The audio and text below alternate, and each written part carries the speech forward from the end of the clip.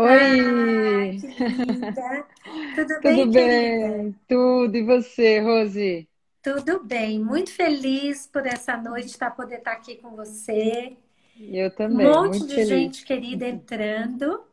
Todo mundo ansioso por essa conversa, É isso né? Que a aí, gente vai bora lá. poder aí continuar promovendo esse aleitamento materno nesse mês que é o Agosto Dourado, né?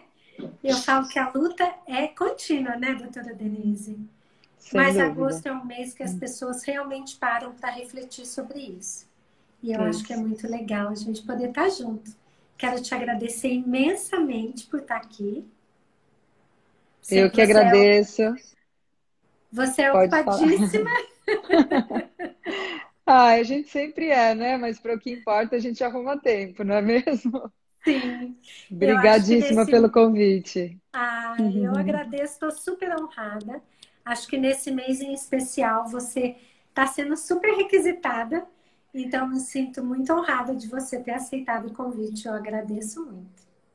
Eu que agradeço. É o mês que eu acho que eu vou fazer mais live na vida, esse agosto. Eu aceito assim, os convites muito de bom grado e com muita honra, porque tá todo mundo pela mesma causa, né? Então a gente aumenta a nossa voz quando a gente encontra os nossos parceiros. E você, sem dúvida nenhuma, é uma parceira nesse assunto. Você pode falar muito mais do que eu dessa dificuldade. Eu acho que a gente vai se complementar muito hoje aqui. Vai ser muito legal. Obrigada mesmo pelo convite, é uma honra. Que bom, fico muito contente. A doutora Denise, eu acho que ela é maravilhosa, a maioria das pessoas conhecem, mas mesmo assim eu faço questão de dizer que é uma pediatra voltada para o desenvolvimento infantil, muito engajada, Uhum. de uma forma muito complexa, né, doutora Denise? Tem Sim. um podcast espetacular, que é o Uhum. Primordial, que eu virei assim, meus caminhos para Obrigada. o consultório, para os atendimentos, todos são ouvindo seu podcast. Que legal, que legal, muito legal. Para mim é uma honra, é um projeto que já estava super nos meus planos. Ele ia ser o filho do meu livro e no fim ele virou o pai do meu livro, porque ele veio antes do livro, mas nada mais é do que o que está compilado já todas essas ideias que eu venho juntando nos últimos anos e tem bastante gente se encontrando e vendo sentido. Então, para mim, nossa, só de você citar o podcast eu já fico super feliz. Ah, que Obrigada. coisa boa. Eu acho que o podcast hoje em dia, ele tem uma viabilidade muito boa, porque a gente tem que se deslocar. E a gente poder escutar isso durante o trânsito é sensacional, né? É Porque verdade, fica tudo tão mais leve, a sem gente dúvida. poder ir escutando e a gente vai vibrando com a sua fala. Então, a sua fala ilumina muitas questões, né, doutora Denise? Eu acho que isso é muito importante. E doutora Denise tem um trabalho na Universidade de São Paulo, que é a USP, né? Você vai Uhum. contar um pouquinho, doutora Denise? Eu fiz faculdade em Rio Preto, mas todo o resto da minha história é lá no HC de São Paulo. Hoje eu faço parte da Liga de Obesidade Infantil do HC. A minha ação lá é essa, né? Mas eu trabalhei muitos anos como assistente lá, eu trabalhei no PS muitos anos. E eu estava lembrando hoje depois do seu convite, eu estava lembrando hoje que às vezes eu entrava no conforto médico do pronto-socorro e as pessoas paravam de falar quando eu entrava.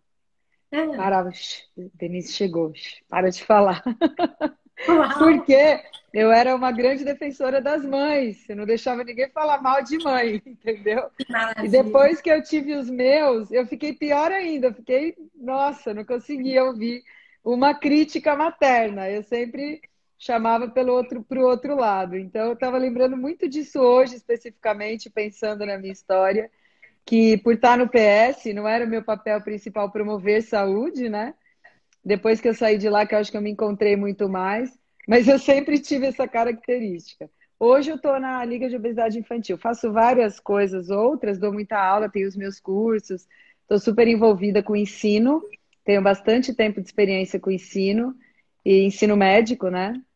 E curto pra caramba, e acho que a minha bandeira principal é falar com o pediatra mesmo, pra gente, eu brinco, causar menos danos. Eu acho que a gente precisa conversar mais entre as equipes, né? Aprender com vocês, que é pra gente encaminhar de um jeito mais sábio, né? Mais, eu diria, com menos danos mesmo, os nossos pacientes. A gente tem que ser um pouco de cada um desses especialistas. A gente não basta saber encaminhar, a gente precisa adquirir um pouco de cada um, que é para a gente entender melhor e encaminhar com mais sabedoria mesmo. Exatamente. Sua fala é linda. Eu gostaria de fazer 10 lives com você, doutora Denise. Bora, a gente está no ano da live. Alguém colocou aí o ano das lives. Pois é, porque na realidade, assim, são tantos temas que você fala que me encantam e eu gostaria de trazer, iluminar mesmo para muitas pessoas que estão sempre aqui junto com a gente, acompanhando, crescendo junto. Eu acho que isso que você fala, desse diálogo entre os pediatras, eu luto Sim, pelo diálogo entre os fonoaudiólogos, né? exatamente. E esse Exato. discurso interdisciplinar que eu acho que pode acrescentar tanto especificamente nesse nosso assunto que é a questão da amamentação. Uhum. E, na realidade, eu te convidei pensando num objetivo, mas daí a gente foi modificando conforme a gente foi É, conversando. E eu fiquei muito uhum. feliz pelas nossas modificações, porque nessa semana que passou, doutora Denise, uma coisa que me tocou profundamente, que sempre me tocou, porque as mães que eu recebo no consultório com dificuldades na amamentação, elas normalmente chegam devastadas, né? Ou estão machucadas, com aquele mamilo ferido, ou já tiveram um percurso assim muito difícil. E você me Uhum. falou um dia no telefone, você falou, Rose, eu não vejo mãe que não queira amamentar. Uhum. E é real isso, eu Sim, percebo isso. Mas a questão é como a gente viabilizar isso, né? Então exato. você coloca, eu tenho acompanhado suas lives, então assim, eu queria falar das qualidades, dos benefícios do leite materno, das questões que você aponta brilhantemente, que são as questões da epigenética, Uhum. né? Com certeza. Mas, por outro lado, eu acredito que essas questões que você tem trazido sobre as mães que não conseguem amamentar e o que pode ser feito a partir disso, né? Eu vi Exato. vários posts de mulheres que não conseguiram amamentar Uhum. e se sentem muito entristecidas nessa semana das campanhas. Uhum. E eu comecei a Sim, pensar o que a gente está fazendo nessas campanhas que a gente sim, não está acolhendo essas pessoas. sim, exatamente. Que bom! Amém! Porque olha, eu fiz uma live, né, semana passada e com a Maíra e ela tocou nesse assunto e eu trouxe para ela uma história minha com outros pediatras, que eu sempre tive muita certeza do que a gente tem que fazer, Rose. Só que eu não encontrava muito apoio, porque a gente tem uma formação muito técnica e muito patologizante e prescritiva. Isso não é uma crítica no sentido, os médicos são ruins. Não, é uma formação. A gente é formado para diagnosticar a doença, para prescrever, para resolver a doença de um jeito técnico, né? E aí a gente se depara com desafios que são os mais, eu diria, com o período mais importante da promoção de saúde que existe, que é a infância. Né? Uhum. Hoje eu falei no podcast, você deve ter ouvido. Não existe nenhuma intervenção pediátrica mais efetiva no que diz respeito à promoção de saúde do que olhar para a gestação e fazer mudança, proporcionar mudança de estilo de vida dos pais, principalmente da mulher. Não tem nada mais efetivo do que isso, não tem nada mais efetivo do que ajudar esses pais e não atrapalhar esses pais na criação de uma criança, né? Você quer começar por esse tema das mães que não amamentam? Você quer começar pelo quê? Você falou um Eu acho monte de que a coisa. gente pode começar por aí, que vai ser Então, maravilhoso. tá, então vamos embora. Então, você citou, né? Você falou que gosta, né, do tema epigenética, A gente nunca soube tanto sobre a plasticidade do nosso material genético. A gente sabe que conhecer o genoma desde a década de 90, conhecer o genoma não foi suficiente para mudar a medicina. A gente achava que isso ia acontecer, eu estava na faculdade na época, no final da década de 90, e eu ouvia muito isso. O futuro da medicina é a genética. Inclusive, eu vi no consultório esses dias de uma representante de laboratório que foi falar de testes genéticos, e ela falou, doutora, o futuro da medicina é a genética, você precisa saber genética. Falou desse jeito Dunning-Kruger que eles falam, né? Como se a gente não soubesse nada. Eu falei, amiga, deixa eu te explicar. Essa é uma frase da década de 90. O futuro da medicina é a epigenética. A gente tem conhecimento do nosso material genético, a gente conhece o genoma humano, só que a gente não conhece o movimento exato que o genoma humano é capaz de fazer para se adaptar ao ambiente em que ele está inserido, né? Então, o que acontece? Esse conhecimento da epigenética gerou um interesse muito grande na infância. A infância é o conceito da prevenção primordial, que eu tanto amo essa palavra, é justamente esse. A gente, na prevenção primária, a gente chega antes da doença. Na prevenção primordial, a gente chega antes da alteração epigenética.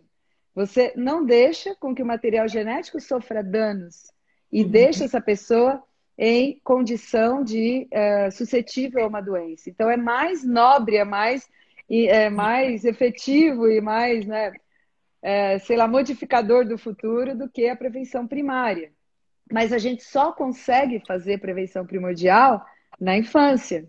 Você muda o seu material genético o resto da vida, mas ele é plástico demais, ele é adaptável demais, em especial no período intrauterino e até os 2 anos de idade, que é justamente quando está esse período crítico que a gente está falando da amamentação, né?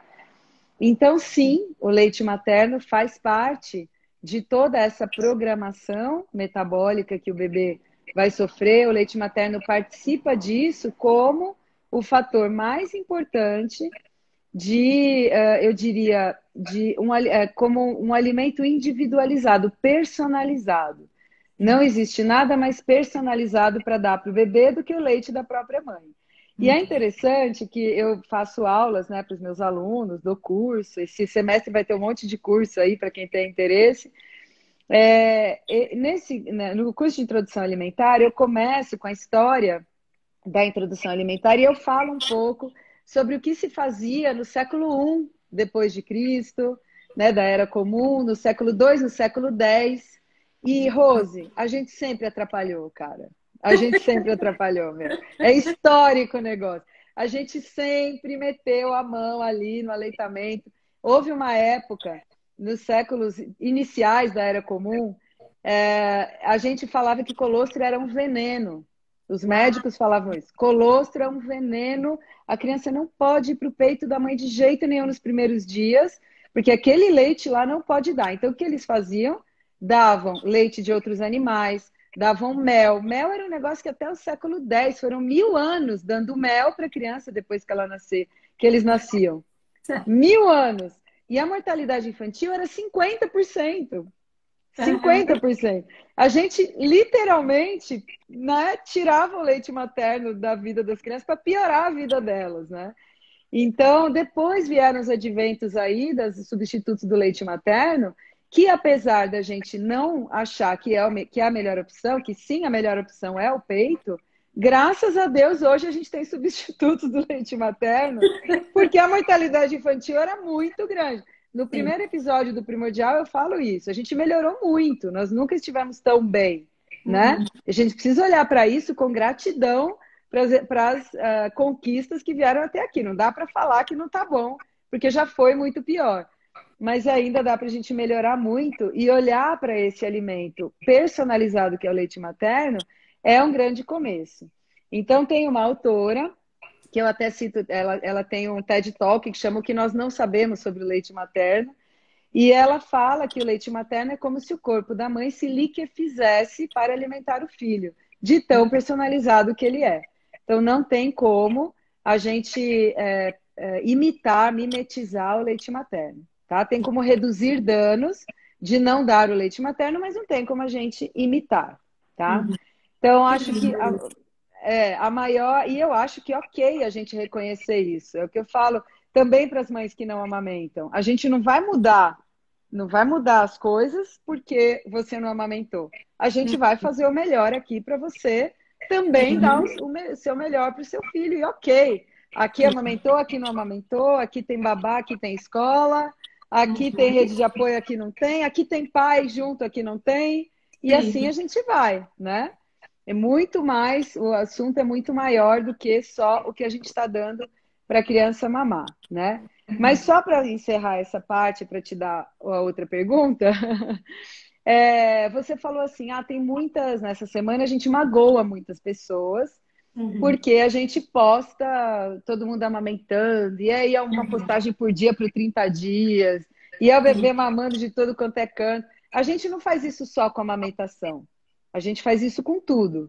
Essa comparação, essa cobrança de desempenho não é só para a amamentação, é para tudo na maternidade, e isso já vem acontecendo há muitos anos. Um outro vídeo que eu mostro muito para os meus alunos é o vídeo do concurso do bebê robusto, da década de 50, tá? Que aconteceu aqui em São Paulo, que acontecia frequentemente, e as famílias eram convidadas para os seus filhos participarem de um concurso de saúde, e uma das coisas que era cobrada das mães era o panículo adiposo, que nada mais é do que a gordura do bebê, que hoje a gente sabe que está longe de ser saúde, ser muito gordinho, né? Mas naquela época ganhava prêmio o bebê muito gordinho. Logo, isso anteontem do ponto de vista histórico, Rose, porque 50 anos atrás é anteontem. Claro, A gente claro. não está nem falando de evolução, de adaptação, Não. a gente está falando de anteontem. Anteontem, as nossas avós, as avós dos nossos filhos, participavam de um concurso que o bebê estivesse mais gordinho. E lógico, quem estava no peito provavelmente não ganhava, porque não era o bebê mais gordinho.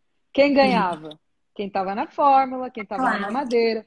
E assim foi se criando essa cultura de que o leite materno é fraco e que a fórmula era melhor. E isso é muito presente ainda no Nordeste do Brasil, é extremamente frequente isso acontecer porque o bebê tem que ser muito gordinho. Eu recebo mensagem de pediatras de lá.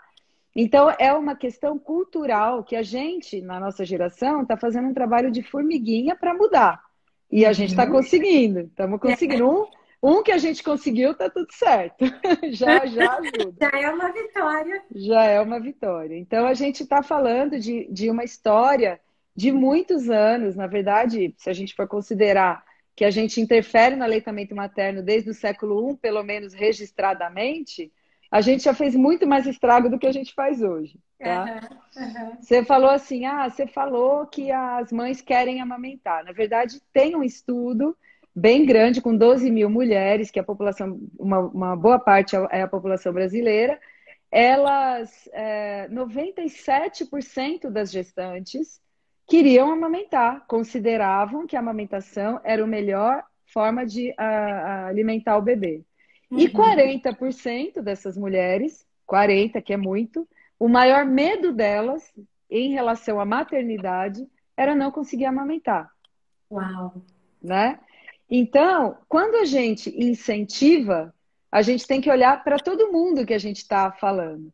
Quando você coloca na sua timeline o seu sucesso com a sua amamentação, é um grande recado. É legal você dividir, mas isso não muda o comportamento. Isso não promove a amamentação. Isso está falando para a mãe, eu consegui, só isso. Não está Sim, falando mais nada, sim. tá? E para algumas mães, elas leem, mas eu não consegui, eu não fui capaz, né? Quando eu, Exatamente.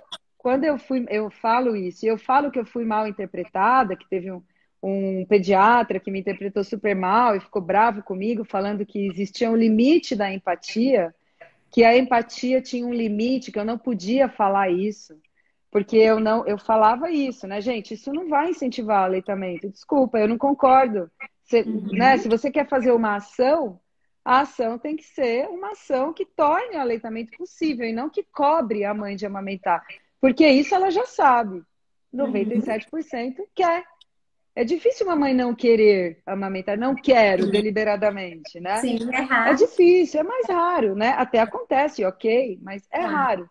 não é aí, isso não incentiva, né? Quando a gente se posta, né? Quando a gente mostra o desempenho de outras pessoas, a gente não está incentivando exatamente, a gente está causando comparação, tá? Uhum. Então aí eu fui super mal interpretada e a pessoa fez uma pergunta para mim que na época eu não tinha resposta, que é qual é o limite da empatia? A empatia tem um limite. Se você for muito empática, você está passando do limite e você não está incentivando. E aí fui eu atrás da minha resposta sobre qual é o limite da empatia. Depois Aham. de meses, depois de conversas com psicólogos, com trocas de ideia e muito estudo, eu cheguei à conclusão de que o limite da empatia existe e ele está na gente. Nós somos o limite da empatia. Você tem todo o direito de ter uma opinião diferente e não atuar assim, né? Esse é o seu limite. O meu limite é eu não vou fazer isso porque, na minha opinião, eu não acho que isso acolhe, que isso coloca a pessoa no lugar da outra que não está conseguindo e que precisa de apoio. É isso, eu Uhum. acho que a nossa comunicação tem que servir para todos. Todos os bebês merecem mães tranquilas, merecem mães bem, Isso. felizes na maternidade, sabendo que estão dando o seu melhor. Isso também leva à alteração epigenética, o estresse materno, Claro, né? sem sombra de dúvida. Isso é valioso, né? Essa Exato, relação é muito mais preciosa, né, doutora Denise? É sem dúvida. importantíssimo. É. Então, essa mesma autora que eu comentei no começo, que é a Kate Hind, ela fala que o leite materno, ele sofre alterações hormonais. Então, a gente sabe que aumenta a grelina, que é o hormônio que aumenta quando a gente está com fome, aumenta a insulina, aumenta a leptina, que é o hormônio que aumenta quando a gente está saciado. Isso tudo está presente no leite materno. E o cortisol, que é o hormônio do estresse, também. Então, quando a gente estressa a mãe, ao invés de apoiá-la, a gente não está melhorando a qualidade do aleitamento, a gente pode estar piorando, né? Claro. Então, Aham. existe um estresse envolvido nesse nosso apoio torto, quando a gente não faz ele direito, que na verdade você pode estar tornando o leite materno menos melhor do que ele é, menos melhor, com mais cortisol, tá? É Exatamente. interessante, tem um estudo, eu engato, tá, Rose? Qualquer coisa eu fico super tranquila de ser interrompida, super. Eu tô adorando. Eu tô mega acostumada. Tem uma Acho que amiga o minha, pessoal tá gostando também. eu não tô conseguindo acompanhar os comentários. Você, qualquer coisa aí, você Tá me bom. chama, tá? Você me chama atenção. Tem uma amiga minha que me convidou para dar uma aula de 20 minutos. E ela falou para mim: eu vou te convidar para você fazer uma coisa que você é incapaz de fazer, que é falar pouco. E aí ela falou, e ela me ameaçou: se você passar do tempo, a gente vai te derrubar e vai entrar outro no seu lugar. Eu falei: a ameaça tá feita, mas eu vou engatando uma ideia na outra e as coisas vão ficando. Tranquilo, vamos indo. E você é super responsiva, né? Você fica sorrindo com essa sua voz de fono, deliciosa, e sorrindo e fazendo assim para mim. Eu vou ficar aqui até meia-noite, desse Mas é jeito. porque tem tudo a ver com o que você está falando. Eu acho que a gente está em Ah, sintonia e acho que está todo mundo curtindo escutar. é. Bom, eu falei do estresse, do cortisol, que o cortisol aumenta no leite materno. Eu queria citar um estudo aqui que eu não consegui citar na última live, que é a capacidade que o cortisol tem de fazer alteração epigenética. A gente já sabe disso. Então, o que eles fizeram? Fizeram um estudo com mães deprimidas, depressão pós-parto, bebês de 4 meses, tá? Então, eles tentaram detectar alterações epigenéticas causadas pelo aumento do cortisol em mães deprimidas. Só que tinha mãe que era pouco deprimida e tinha mãe que tinha depressão maior, que era muito deprimida, tá? E eles correlacionaram o grau de depressão com uma coisa que nem sempre é relacionada à depressão, que é a capacidade responsiva da mãe. Então, tem mãe que está deprimida, mas que é responsiva. E Sim. tem mãe que está, às vezes, não está deprimida, mas que é pouco responsiva. Responsividade é isso que você está fazendo comigo, sabe? Sim. No caso das mães, a responsividade é reconhecer a demanda do bebê, é atender o bebê, é o apego. Eles fizeram 4 critérios de responsividade e o colo também fazia parte dele. Tá. Eles conseguiram concluir o seguinte: a responsividade da mãe anulava o efeito da depressão no que diz respeito ao estresse que o bebê estava passando. Então, o bebê passava estresse quando ele tinha uma mãe deprimida e não responsiva. Esse era o estresse do bebê. Quando o bebê tinha uma mãe deprimida, às vezes com depressão maior, mas responsiva, por algum motivo ela conseguia se conectar com o bebê, esse bebê não estava acontecendo nada, para ele estava tudo bem. Não existia essa alteração epigenética causada pelo aumento do cortisol que existia nos outros bebês. Eu citei esse estudo porque... E o que isso tem a ver com a amamentação? Absolutamente tudo. O nosso foco, Rose, não pode ser a amamentação. O nosso foco tem que ser o todo. Tem que ser a mãe, a maternidade, a família nova. E isso é que vai levar, é um dos motivos, é uma das coisas que vai levar ao sucesso da amamentação.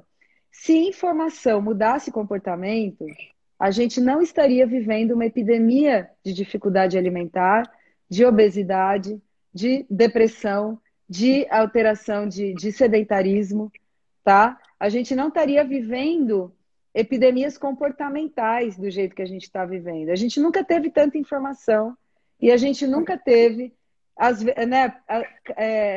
doenças causadas até por essa informação, por esse excesso de informação, como é a ansiedade, por exemplo, hoje, né? Então, quando a gente fala, a gente até conversou um pouco, né, nos bastidores, e você fala assim, a maioria das campanhas de amamentação se direciona às mães. 97% das gestantes querem amamentar. A gente não tem que se direcionar às mães. A gente tem que se direcionar aos motivos pelos quais elas não estão amamentando. Então, as mães, 2 meses antes, 3 meses antes delas voltarem a trabalhar, elas estão sofrendo com isso. Sim. Por que a gente não fala com a empresa ao invés de falar com a mãe? Por que a gente não fala com os pais, com os homens, né? Também, que graças a Deus estão cada vez mais cientes do que está acontecendo. Exato, né? Tem N exemplos no consultório dessa possibilidade, dessa rede de apoio, né? Mas quando a gente se direciona à mãe para falar de amamentação, a gente está errando. As mães estão a fim de amamentar, cada vez mais. A gente tem que falar com o entorno. É o entorno que está impedindo que as mães amamentem. Você até tinha perguntado para mim, a gente está com 40% de amamentação mais ou menos no Brasil, né? Foi esse dado que você me deu. Porque isso já acontece há alguns anos. Por que não aumenta? Não aumenta, um dos motivos por causa da gente, que a gente não sabe apoiar. Profissional de saúde, principalmente os profissionais de saúde que lidam com o binômio mãe-bebê, tá? Sim. Nós, no geral, não sabemos. Pode falar. Nesse sentido, doutora Denise, que eu acho que a informação entre essa rede profissional pode fazer muita diferença, né? Exato. Porque eu concordo plenamente com você. Eu acho que as mães, de uma certa forma, a grande maioria já tem muita vontade disso. Mas o que eu fiquei me perguntando muito nesses dias foi onde as campanhas estão falhando. Quais as redes que estão falhas aí, né? Porque, na realidade, saiu essa semana os novos dados do ENAM e a gente teve um pequeno aumento aí da taxa de adesão. A gente foi para 50% de forma global no Brasil. É um ganho, né? Maravilhoso. Mas temos diferenças regionais. Então, isso que você citou, por exemplo, do Nordeste, é a menor taxa. Tem a ver com as questões culturais que a gente estava falando aqui no começo, né? Sim. Então, quando eu penso nas questões culturais, especialmente na questão dos pediatras, porque eu tenho pediatras maravilhosos ao meu lado. É uma rede, assim, que eu tenho o maior orgulho. E muitas colegas falam, mas Rose, como que você tem essa rede? Eu falo, foram anos de construção. Sim. Né? Anos de muita construção. Um liga para o outro e fala de um paciente e fala do outro. Então, é uma rede que se formou que hoje sabe como que a fono, por exemplo, pode ajudar, pode intervir, pode socorrer uma amamentação. né? Então, eu Exato. queria escutar você falar um pouquinho disso, entre essas questões específicas para o pediatra, que você Uhum. falou para mim, você me chamou da tríade, né? Isso. Eu Eu adorei acho, você gostou? Isso foi hoje de manhã, demais. né? É, Hoje de manhã, oba, é hoje a nossa live. Eu sempre acordo animada quando tem live. eu Muito também. bem. Então, Rose, eu acho assim, o pediatra, eu tenho lutado fortemente nessa busca por uma formação mais global, né? Mais heterogênea do pediatra. A gente realmente tem uma chance super valiosa na mão que a gente não está usando, né? Eu sempre falo isso, já fui mal interpretada também, mas já consegui me comunicar melhor. Nem todo mundo vai ter uma fono por perto. Então a gente precisa saber um pouco de fono, precisa saber, aprender com vocês, né? Que foi isso que eu fui fazendo nos últimos anos. Eu fui um pouco em cada canto procurar buscar um pouco dessas competências para Uhum, poder aplicar de uma forma mais multiprofissional, mesmo transdisciplinar, né? Eu uhum, gosto muito dessa palavra transdisciplinar, porque eu acho que representa exatamente o que eu quero passar, que é a gente tem que ser um pouco de cada, a gente tem que se transformar, às vezes, em outros profissionais. Você não precisa ser psicóloga para fazer um apoio psicológico para o seu paciente, ser rede de apoio, ouvir sem julgamento. E você não precisa ser psicóloga para isso. Mas a gente é vítima, Rose. Nós, pediatras, somos vítimas de duas coisas. Primeiro, a nossa formação, que precisa ser enviesada para a doença, tá? Mas, ao mesmo tempo, a gente mudou muito a nossa atuação nos últimos anos e a gente não consegue ter essa formação tão ampla quanto a gente poderia. Estamos aos poucos fazendo isso, mas ainda é muito devagar, tá? E o outro motivo pelo qual eu acho que a gente sofre muito é que a gente recebe muita informação enviesada, infelizmente, tá? Nós somos vítimas do marketing. Isso é fato. Eu recebo dentro do meu consultório, te contei com detalhes, aqui não vai dar para ser com detalhes, porque é muito ir para cima, mas você sabe do que eu estou falando. Recebi no meu consultório um material, me pediram para avaliar este material cientificamente, eu olhei e falei, amiga, desculpa, isso aqui é uma ação de marketing. Eu não tenho competência técnica para avaliar uma ação de marketing. Isso é fora da realidade. Isso que você está me mostrando não é real, na minha opinião, né? Então, é esse pensamento crítico que eu acho que pode ajudar muito a pediatria. Graças a Deus isso tem acontecido mais. Eu tenho visto pediatras mais jovens muito mais críticos, muito mais. Ah, beleza, é isso, mas eu sei que aqui tem um viés. Eu estou recebendo essa informação, mas eu sei que aqui tem um viés. Deixa eu ouvir você aqui que vai me falar de um jeito diferente. Ou vai atrás do mesmo autor fora da ação de marketing, porque cada um está no seu quadrado, não tem problema nenhum vender. Cada um está no seu quadrado. Desde que você tenha pensamento crítico para ouvir os dois lados e formar a sua opinião, uhum. tá? Então, a gente está falando de um país em que preciso tomar cuidado, que eu começo falar com muita paixão, aí eu falo demais. Mas assim, a gente está falando de um país, respira, em que a gente tem materiais oficiais cuja segunda página é um agradecimento à indústria, tá? Que patrocinou. Então a gente precisa questionar isso. Esse eu acho que é um grande ponto que pode nos ajudar a promover mais a amamentação, tá? Eu lembro quando eu era convidada para esse tipo de evento, eu falava, mas por que não fazer uma aula sobre como promover o aleitamento materno, como fazer dar certo? Fazer essa live aqui.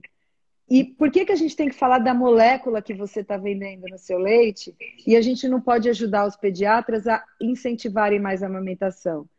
Por Aham. que a gente não pode falar disso? E nunca ninguém aceitou a minha proposta, né? Nunca deu certo e sempre fica essa briga de qual é o melhor substituto para o leite materno. E, na verdade, saber a composição das fórmulas infantis ao pé da letra e saber a diferença de cada uma é lindo, mas não promove a amamentação, tá? Não promove. É lindo você saber, você ter sua opinião embasada em ciência, maravilha, tecnologia, acho tudo de bom, acho que tem que acontecer, que tem que continuar, mas não promove a amamentação. O que promove a amamentação não está sendo dito para gente. E é sobre essa tríade que eu quero falar aqui, tá? Eu até fiz um roteirinho para mim, para não esquecer, tá? Deixa eu Ai, que consultar ele legal, aqui. que linda! Vamos ser presenteadas. Então, assim, o que a gente poderia fazer, então, né? Eu acho, nós profissionais de saúde que estamos frente ao futuro da humanidade, cuidando do futuro, você sabe que eu levo isso a sério. Primeiro, a gente precisa sim de conhecimento técnico, tá? Técnico. A gente precisa saber a composição do leite materno, a gente precisa saber a pega do bebê, as dificuldades de pega, os tipos de bico, o que fazer com a mama para preparar, o que não fazer. E aí eu quero até citar aqui o material mais rico que existe nesse momento, que é o Guia Alimentar para as Crianças Brasileiras até 2 anos, né? Ele fala muito de amamentação de um jeito muito prático, muito fácil, muito interessante, tá? Isso para pediatra é um material muito fácil de encontrar e disponível, tá? É o Ministério Então, da Saúde, né? isso, do Ministério da Saúde. O guia que é o filho do Guia Alimentar Brasileiro. Eu falo que é o filho do Guia Alimentar, que é o para crianças menores de 2 anos, que foi sensacional esse material, eu acho ele ótimo e ele fala muito de amamentação. Então a gente precisa desse conhecimento técnico, mas este conhecimento técnico tá ok, a gente está sabendo ele na nossa formação. E a gente acaba tendo muita aula sobre isso no pós também, porque a gente tem esse interesse, as pessoas têm esse interesse que a gente ouça sobre a composição, porque isso ajuda a vender a fórmula infantil. Então a gente acaba ouvindo muito sobre a composição do leite materno. A segunda parte da tríade tem um pouco a ver com a visão primordial do meu podcast, com o episódio Visão Primordial, é o autocuidado do profissional, tá? Olhe para si mesmo antes de fazer qualquer coisa com o outro. Porque se você tá de saco cheio, exausto, não gosta de fazer isso, esse assunto, delega. Pede Uhum. para outra pessoa fazer.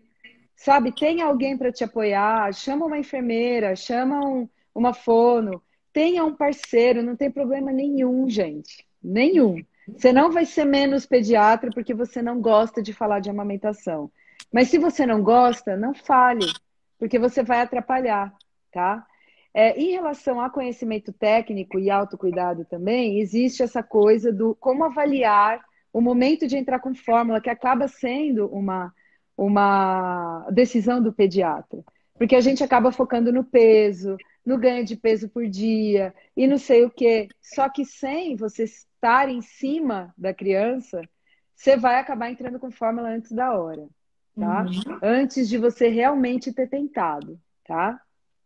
Então, esse conhecimento técnico não passa só pela amamentação em si, pela mamada em si, o ato da mãe amamentar, mas também pela avaliação do bebê, porque a gente fica com muito medo de comer bola e tal. E aí, que história que eu gosto de contar aqui? Eu atendi na minha vida pediátrica, eu tenho 20 anos de formado, faço ano que vem 20 anos de formado. Eu atendi na minha vida 2 crianças encontradas na rua, 3 para ser mais exata. Uma veio com a placenta e 2 vieram no lixo, na caixa de sapato. E eu nunca vou esquecer, porque são coisas muito marcantes, né? Mas uma delas me ensinou que eles são fortes, sabe? Que a gente precisa esperar um pouco. A gente não precisa sair fazendo 1000 atitudes, né? A gente não precisa ir complementar no primeiro dia e morrer de medo. A gente sobreviveu a muitas. Nós evoluímos na falta, né? Nós evoluímos na dificuldade, a gente evoluiu na fome. O nosso organismo está adaptado para isso. A gente pode tomar um pouco mais de conta, né? Esperar um pouco, acolher um pouco mais ao invés de sair complementando, tá? Então essa bebê, eu nunca esqueço, era uma menina, eu tinha acabado de ter meu filho, tinha acabado de voltar a atender, e chega o guarda, um Uau. guarda no consultório, no PS, doutora, eu falei, aqui não é cirurgia não, aqui é a pediatria, porque os policiais sempre viam com BO, né? Com gente machucada e tal. E aí ele fez assim e era uma criança. Uau. E ele chorando, porque ele era pai. Aquela menininha estava totalmente calma, gelada, porque estava frio. E aí eu lembro que eu fiquei desesperada. Eu estava de plantão como médica responsável ali, né? Não era residente mais. E eu lembro que eu liguei para o meu colega neonatologista que estava no andar de cima. Eu falei, o que que eu faço? Ele falou, dá colo e leite. Ai, Só meu isso, Deus. né? Tô E arrepiada. aí, a nenê mamou, matou a mamadeira e tudo bem, era o melhor para ela naquele momento. Claro. Mas o que ela me ensinou? Calma, dá para a gente esperar. Eles são fortes, né? Você tem que ter muita segurança. Tem pediatra que está começando, que está falando, depois acontece isso, acontece aquilo. Mas conforme você vai ganhando experiência, você vai e sendo disponível, você vai entendendo que eles são fortes e que dá para você esperar um pouco, tá? Uhum. E aí esse pouco é bem específico, cabe uma live só sobre isso, quando Sim. indicar a fórmula infantil, que não é o nosso objetivo hoje, né? Não. Mas então eu falei de dois pilares do nosso como incentivar a amamentação, como fazer dar certo. Pediatras, conhecimento técnico. Segundo, autocuidado, olhe para si mesmo. Se você não gostar, delegue. Isso serve para obesidade também. Pelo amor de Deus, você não gosta de atender a criança com excesso de peso.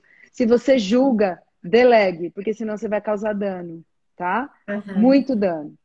Muito bem. E o terceiro, nossa terceira pilar pode falar. Deixa eu acrescentar só uma coisinha que a gente já vai costurando.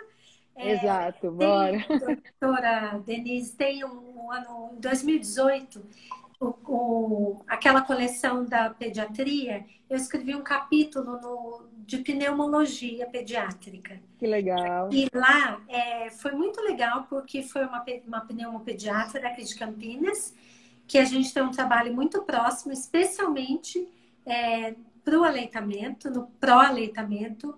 E ela me convidou para escrever um capítulo sobre quando indicar. Né? A E daí eu fórmula. fiz um protocolo, não, quando indicar o Quando trabalho do indicar? fono. Quando indicar a Então, fono. Perfeito. então a gente fez junto uma coisa que na hora que o bebê não está ganhando peso, para o pediatra, antes de indicar a fórmula, ele poder reconhecer, olhar e ver se tem uma disfunção oral, porque tem Perfeito. algumas pequenas, foram só 10 perguntas nesse protocolo que a gente colocou, para ele olhar se tem uma disfunção oral e se Perfeito. aquela situação precisa de um trabalho pontual ou não. E isso tem dado um resultado muito legal, muito bom. Maravilhoso. Você podia postar as perguntas depois no Stories e me marcar, que aí a gente reposta. Isso é super importante. E é isso que eu falo de conhecimento técnico. Isso é Sim. conhecimento técnico, né? Sim. Competência técnica que a gente tem que aprender com uma equipe multi. Uhum. Agora me fala, se a gente, pediatra, não tem contato com essas perguntas, a gente vai indicar fórmula antes, Sim. certo? Então, Exato. por isso vocês precisam falar com a gente, entendeu? Por Isso isso que a fono mesmo. é tão importante. É. Hoje tem as consultoras de amamentação que também super ajudam, né? Eu Uhum. falo que independe do tipo de profissional, do tipo de formação. No fim, é a comunicação que vai ser importante. Eu já tive paciente que passou com consultora de amamentação, que a mãe chegou chorando e falando, ela falou que a minha mama é desinteressante, que a minha sucção é débil, que a sucção do bebê é débil. Uau. Meu, vamos rever esse vocabulário, né? Você não Ai, fala meu isso para uma Deus. puérpera. Então, gente, você não incentiva a amamentação sem conhecer puerpério. Sim. As fases do luto. Você sem conhecer a autoeficácia parental, sensação de autoeficácia, de o pai e a mãe ouvirem que está dando certo, isso desenvolve a sensação de autoeficácia e isso melhora as coisas. Então, Uhum. saber falar é importante. O Fundamental. vocabulário faz toda a diferença. Mas, enfim, o último pilar da nossa como fazer dar certo são as soft skills, são as competências não técnicas, que é aquilo que a gente não aprende na faculdade nem a pau, né? Uhum. Empatia, por exemplo. Empatia é um negócio que dá para aprender? Dá para aprender. eu citei na outra live que eu fiz o vídeo curtinho que até a Audrey, que eu não sei se ela está aqui agora, Audrey, se você tiver, fala oi, ela postou no Instagram dela, que é o videozinho da Brené Brown. A Brené Brown é uma autora que fala muito de vulnerabilidade e coragem. Ela escreveu esse livro, né? Vulnerabilidade e coragem. Ah, quando eu mostro a minha vulnerabilidade, olha a Audrey aí. Audrey, é no seu Instagram que está o vídeo. A Audrey, eu não sei falar o sobrenome dela. Rebulho. Pronto. Então, quando ela fala isso, né? Quando você mostra a sua vulnerabilidade, você chama mais ajuda. Existe um limite nisso, mas ok. Para quem você confia mais, a sua rede de apoio, você deve mostrar vulnerabilidade. Mas antes disso, ela falava de empatia. E ela mostra, ilustra de um jeito muito legal. Tem um vídeo também da Cleveland Clinic que fala muito de empatia, que é muito legal, que também eu cito lá no Primordial. São as pessoas andando pelo hospital e aparece um balãozinho sobre o que ela está pensando. E aí mesmo as pessoas que estão com aquele porte de estarem fortes estão passando por um super problema.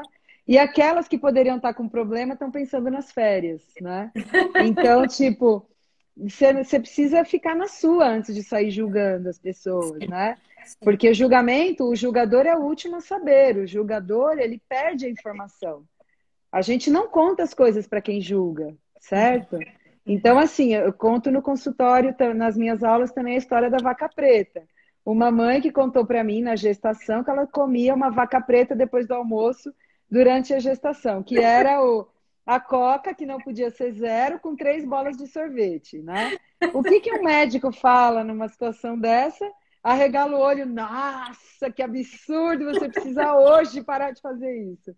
E aí eu brinco que eu falo que eu fiquei plena, eu continuei, e falei, nossa, então, também adoro doce. Você valida, também gosto de um doce depois do almoço. Vamos pensar em diminuir uma bola de sorvete, que talvez a gente encontre a saciedade com uma bola a menos? E aí, aos poucos, você vai diminuindo até que a pessoa entende em algum momento de que talvez ela nem precise daquilo. Que um comportamento leva a outro.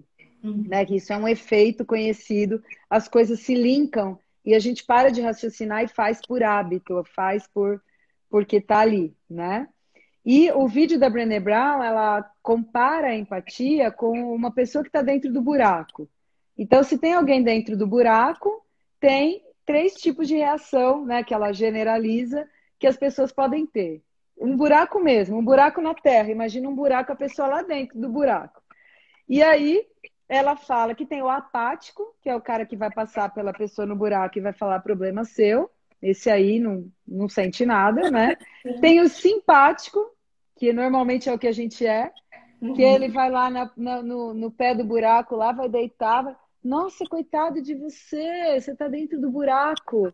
Poxa, tá difícil aí? Você quer um sanduíche? Você quer uma água? Você tá precisando de alguma coisa? Mas você tá fora do buraco. O empático vai entrar no buraco para ver como é que você tá, para te ajudar, ele vai entrar no buraco, tá? E aí significa, é a metáfora que ela faz de colocar-se no lugar do outro. Estar com o outro de verdade, né? Rose, nem sempre a gente consegue fazer isso. Não. Nem sempre isso é possível, tá? E é aí que está o limite da empatia. Se você não consegue, você não está sendo empático. E se você não está sendo, você pode atrapalhar. Talvez seja melhor delegar. É aí que está o segredo, né? Então, a empatia faz parte dessas soft skills. Comunicação faz parte, como conversar.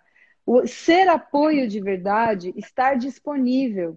Ver o paciente dia sim, dia não no consultório é mais efetivo, óbvio, do que você ver uma vez e depois no mês que vem você vê de novo. A amamentação já foi pro saco aí, né? Sim. Você pode deixar...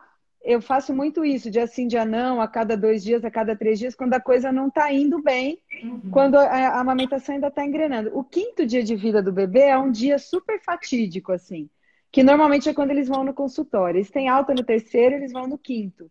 Ninguém está ganhando peso com 5 dias, gente. O cara nem saiu do útero ainda, tá? O objetivo é diminuir a perda de peso no 5º dia, não é ganhar peso no 5º dia, né? Claro que existe um limite de perda e você vai ver tudo isso e como tá, Mas se parou de perder, já tá bom. Vê daqui 2 dias. Pode ser que dê tudo certo. Fica disponível, fica ali. Não complementa ainda, Essa né? família Então, tem tempo, né, doutora Denise? sim, exato. A mãe tá no pós-parto, é o que eu falo. Você arranca um dente no dentista, o dentista fala assim, faz repouso hoje. Fica quietinho, não vai trabalhar, porque pode sangrar, não vai na academia, não é isso? Aí você tem uma cesárea, e qual é o repouso que a mãe faz? Nenhum. Nenhum, né? Não existe nenhum descanso para esse ser humano, né? Não, Só existe demanda. E é, ai de você se você reclamar que mãe você é, que absurdo, não estava preparada para ser mãe. N coisas que a gente ouve aí, né? sim, exatamente. Sempre Então, se culpando. exato. Então, assim, o ser apoio, estar disponível, pensar na empatia, na comunicação, são as soft skills que complementam esse recado que eu queria dar. Então, a tríade que eu falei é o conhecimento técnico, sim, as soft skills, que são a competência não técnica, e o autocuidado, ou autoconhecimento do profissional. No meu podcast da Visão Primordial, um dos pilares da visão primordial é o profissional. E aí, no caso, não é só a pediatria, é todo mundo. Pensa nos professores hoje. Uhum, Pensa. Se o cara vai dar a mesma resposta depois de 4 horas de aula online que ele daria numa aula presencial. sim, Não vai dar. Esse cara precisa de mais descanso. sim, Precisamos pensar nisso. Não tá fácil, é difícil tela, é difícil. Então, é disso que eu estou falando. Todos os profissionais que atuam na infância precisam se reinventar, sim, né? Um conversar com o outro, porque a gente está todo mundo atuando pelo mesmo bem, pelo mesmo fim, só que de um jeito setorizado. Cada um faz uma coisa e querem o mesmo resultado. E às vezes a mensagem é até dicotômica, é até paradoxal. Um fala uma coisa, o outro vai lá e fala outra, e os dois querem o mesmo objetivo. Então, a escola é um negócio impressionante, né? A escola não conversa com a área de saúde, e a escola é o lugar onde a saúde pode ser construída de um jeito mais efetivo. claro. O que a gente está falando no consultório pode ser aplicado na escola. E a escola não sabe o que a gente está falando. Não Uhum. é comum essa conversa. Então, a gente precisa criar o congresso da infância, Sim, porque é maravilhoso. chamar todo mundo, entendeu? Porque a É, gente está todo mundo no mesmo barco e cada um está falando uma coisa. E fora, né, que eu falei lá atrás, a mídia, né, que tem um objetivo às vezes antagônico ao seu. Você não quer dar alimento total. hiperpalatável para a criança, mas existe um neuromarketing tentando fazer o contrário com Sim, muito mais dinheiro que você, sim. entendeu? Sua live com a Lívia da Criança e Consumo foi bárbara. Eu me Muito apaixonei, legal. adorei. Bom, Muito eu e a importante. Lívia, a gente se encontrou no mundo, né? Porque é impressionante a sintonia ali. Muito Que legal, interessante. né? Muito bom. Muito legal. Então, suas ideias, suas colocações são preciosas. Tem milhares de pessoas falando aí que queriam uma pediatra igual a você. Opa, estou aqui, ó. Pode mandar mensagem, a gente tá junto, tamo junto. E essas colocações que você coloca, e principalmente da criança como futuro, né? Exato, Porque isso é absolutamente real, é fato, né? verdade. E é tão óbvio, mas que tão poucas pessoas tratam isso como fato e como óbvio, né, doutora Denise? Então, eu Exato. acho que essa live aqui, nossa, eu tô assim, Rose, sabe o que levitando. eu acho? A gente vai perder o conteúdo, porque a gente está com 4 minutos para acabar. Não Não, é não melhor a vamos gente perder, não. encerrar, Pode ficar senão a tranquila. gente perde. O Instagram derruba a gente, Eu sei. não Não, é? mas agora eu já vou te pedir, assim, Tá isso que eu bom. ia falar, que eu queria continuar aqui mais 3 horas com você, né? Mas nossa Delícia. hora está acabando. Então, eu queria te agradecer muito, né? E reforçar, eu acho que esse trabalho entre os pediatras, esse trabalho transdisciplinar que você colocou, esse trabalho entre as fonos, enfim, entre toda a sociedade em prol da infância é fundamental, né, doutora Denise? Sem dúvida. É, Estamos juntos.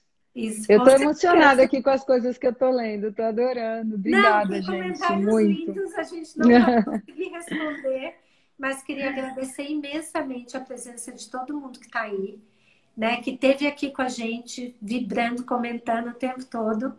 E agora você se despedir, querida. Obrigada, gente, muito. Pela Infância Primordial Podcast. Os pediatras que estão aí, temos 3 cursos, setembro, outubro, novembro, aí para melhorar e incrementar a pediatria ainda mais, tornar a pediatria mais maravilhosa ainda. Que legal, que bom. Obrigada. Obrigada, doutora Denise, por essa honra, por essa conversa deliciosa, Adorei inspiradora, também. né? Muito bom. Obrigada. Tá Vamos bom? repetir, né? Vamos Temos repetir. que repetir, tem tanto assunto que eu quero conversar. Bora, bora, conta comigo. Quanto Adorei mais eu te também. escuto, mais vontade eu tenho de trocar. Obrigada. Parabéns pelo seu trabalho. Você também, querida. Obrigada imensamente por todos que Beijo. participaram. Beijo, querida. Tchau, tchau, gente. Obrigada. Boa noite.